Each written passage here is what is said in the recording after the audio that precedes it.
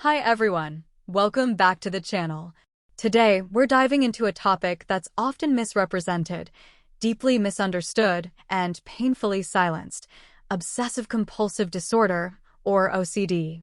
You've probably heard someone casually say, "I'm so OCD about my desk," or "she's totally OCD about cleaning." These phrases get thrown around like jokes, but behind them lies a painful truth, one that's often ignored. Because for those who truly live with OCD, it's not a personality quirk. It's a mental war. So today we ask the question, is OCD still taboo? And if it is, what's keeping it there? To begin breaking the taboo, we first need to understand what OCD actually is and what it is not.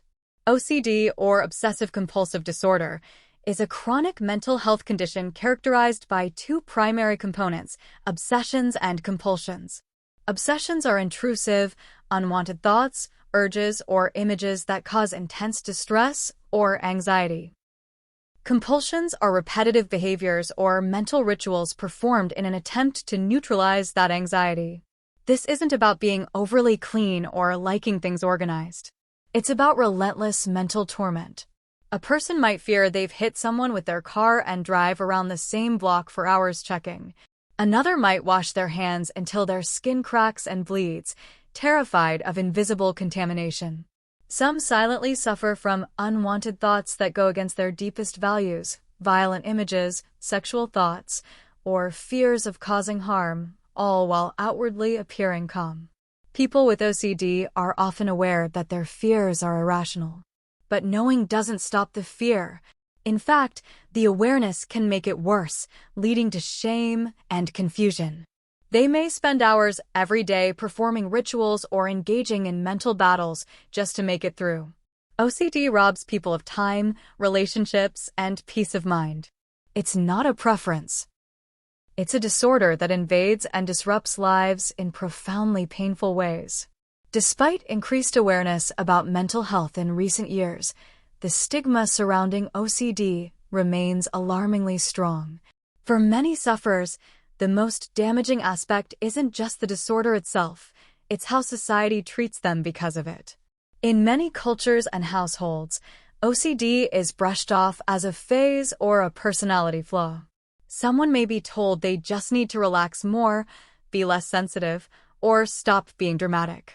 In religious or traditional communities, OCD is sometimes mistaken for a spiritual failure. People are told to pray more, have stronger faith, or simply trust in God, without recognizing that what they're battling is a clinical condition, not a moral shortcoming. This invalidation leads to internalized stigma. People begin to believe the lies, that they're weak, sinful, or broken. They hide their symptoms, suppress their pain, and suffer in silence. And the silence reinforces the taboo. OCD becomes a secret not just from society, but from family, friends, even therapists. At work, admitting to OCD can feel like a risk. People fear being seen as unreliable or unstable. In relationships, they fear being too much to handle. And when they do open up, they're often met with confusion, ridicule, or minimization. The stigma isolates them further, deepening the emotional burden. The media has played a significant role in shaping how society views OCD, and unfortunately, it has done far more harm than good.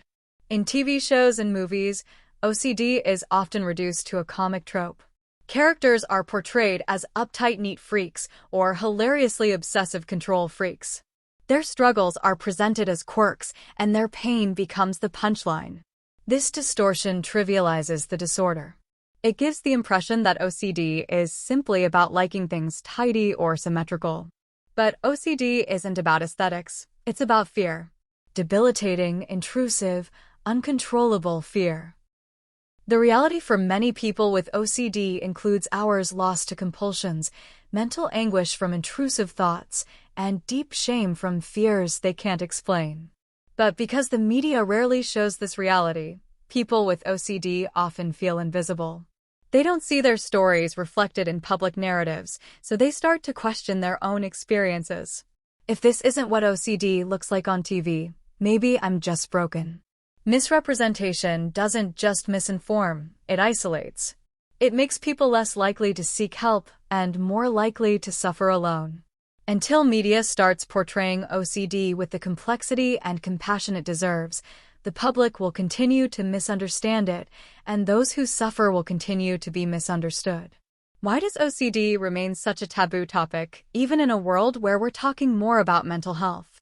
The answer lies in deep cultural roots: fear, misunderstanding, and discomfort with vulnerability. First, OCD challenges our assumptions about control. Society values logic, self-discipline, and emotional restraint. OCD defies all of that. It reveals how the mind can turn against itself, creating fear out of nothing and demanding impossible rituals to keep the fear at bay. That's uncomfortable for people to face, so they deny, dismiss, or ignore it. Second, many people are simply uneducated about what OCD is. They think it's about cleaning, organizing, or being particular. They don't realize that some of the most severe forms of OCD involve no visible behavior at all. People may be mentally counting, reviewing past memories to ensure they didn't sin, or seeking reassurance for thoughts they're too ashamed to admit. Third, the taboo is kept alive by silence. Because OCD is so misunderstood and misrepresented, people who suffer often stay hidden. And when people don't talk about their experiences, the cycle continues. Ignorance breeds stigma, and stigma breeds silence. Thankfully, the silence is beginning to break. In recent years, more individuals are stepping forward to share their experiences with OCD, not for attention, but for healing and hope. One woman described how she lived with the fear that she might harm her newborn baby. Not because she wanted to, but because her mind was flooded with unwanted, intrusive images that horrified her. She loved her child more than anything, yet she cried daily, terrified of her own thoughts. Another man shared his battle with religious OCD, or scrupulosity. He would confess the same sin multiple times a day, terrified that he had offended God.